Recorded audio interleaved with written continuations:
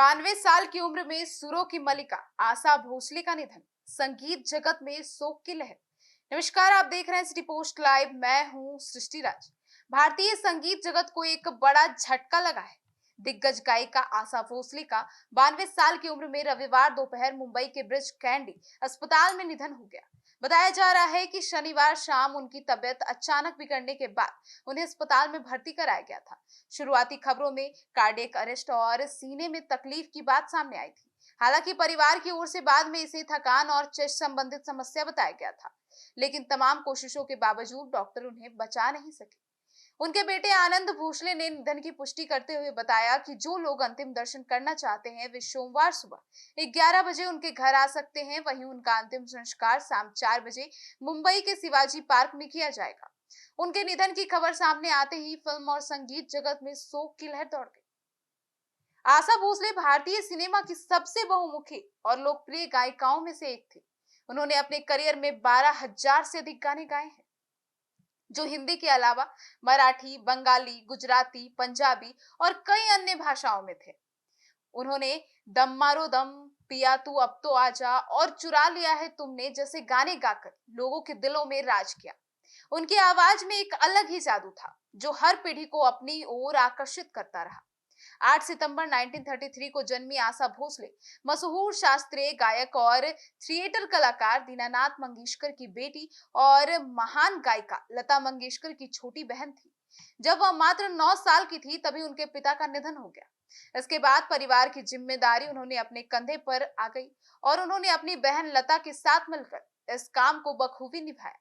उनका व्यक्तिगत जीवन भी काफी उतार चढ़ाव भरा रहा। महज 16 साल की उम्र में उन्होंने अपने से उम्र में काफी बड़े गणपत राव भोसले के घर में शादी कर ली, जिससे उनका परिवार नाराज हो गया था।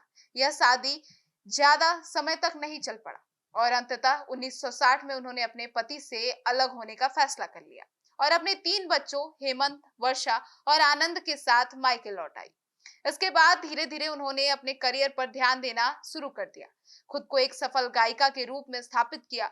उनकी जिंदगी में एक और अहम मोड़ तब आया जब उनकी मुलाकात मशहूर संगीतकार राहुल देव वर्मन से हो गई और फिर प्यार हुआ, दोस्ती हुई। हालांकि इस रिश्ते को भी शुरुआत में परिवार की मंजूरी नहीं दी गई।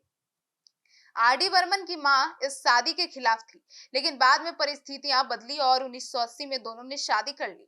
आशा भोसले का करियर जितना शानदार रहा, उतना ही संघर्षपूर्ण भी था। एक समय ऐसा भी आया था जब उनकी आवाज को रिकॉर्डिंग के लायक नहीं बताकर खारिज कर दिया गया था। उन्होंने खुद एक इंटरव्यू में बताया था कि 1947 में एक रिकॉर्डिंग के दौरान साउंड रिकॉर्डिस्ट ने उनकी और किशोर कुमार की आवाज को खराब बताते हुए स्टूडियो से बाहर जाने तक को कह दिया था। लेकिन उन्होंने हार नहीं मानी और अपने हुनर से दुनिया को गलत साबित कर दिया। 1950 से 1990 के दशक के बीच उन्होंने ओपी नेयर, आर.डी. बर्मन, ख्याम और बप्पी लहरी जैसे दिग्गज संगीतकारों के साथ काम किया और कई सुपरहिट्स गाने दिए। उनकी आवाज की खासियत यह थी कि वह हर तरह के गाने, रोमांटिक हो या गजल, पॉप या कैबरे, सबको खुद में ढाल लेती थी। आशा भोसले सिर्फ एक गायिका नहीं थी, बल्कि एक युग थी।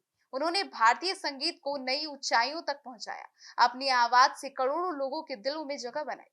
उन्होंने जाने से संगीत जगत में जो खालीपन आया है उसे भर पाना आसान नहीं है, लेकिन अब आशा भोसले और उनकी आवाज और उनके गाने हमेशा लोगों के दिलों में जिंदा रहेंगे।